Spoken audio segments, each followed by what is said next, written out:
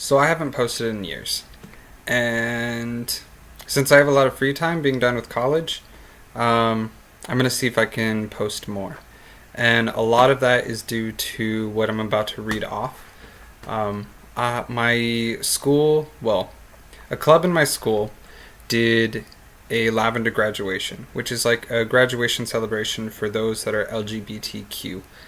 And I wrote this thing for it because it's like a reflection on where I am now in my sexuality and in life, and where I was when I was coming into college. So I'm going to read that off. I didn't memorize it because it takes a lot of work, and I can just read it off because it's already typed out in a Word document. So bear with me, but yeah. So here we go. When I was young, I wondered what was wrong with me. I begged God to make me normal, whatever that means. I felt as though God messed up while creating me. It all led to self-hate, depression, and eventually suicidal ideation. The drive to be different from what I was and who I am dominated my younger years. I would tell people I couldn't imagine living until 30. At the time, 15 years of hell seemed long enough. Suffering twice that seemed like too much to me. Despite all that, I came out to my parents in 8th grade. Holding it all in and lying about it was driving me crazy. The weight of it was unbearable. Luckily, coming out to my parents went better than I could have imagined. It wasn't perfect, but I'm forever grateful for the patience and love of my parents. During one of my conversations with my mother, she told me that I probably would never be able to be a youth leader in a church like I wanted because of my sexuality. She didn't mean to, but she made me feel as though there were things in life that I couldn't do and could not experience because of my sexuality.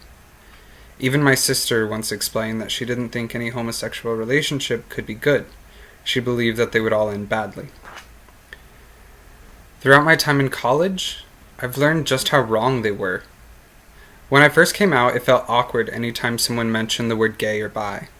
It was as if a giant neon sign was flashing over my head telling everyone, "This kid is bi."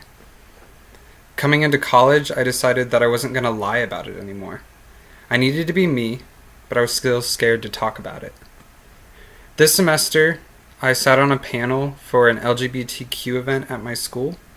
It was called Lives Behind the Letters, which was really cool. I was terrified and anxious and still drinking way too much coffee.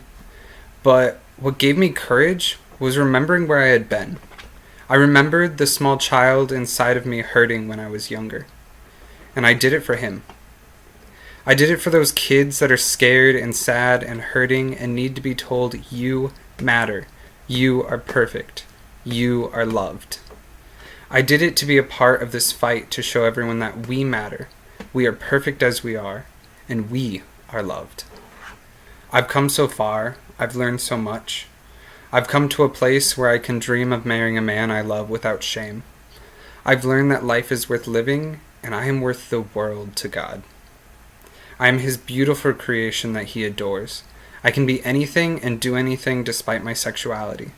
I can have courage and an open heart because of my sexuality.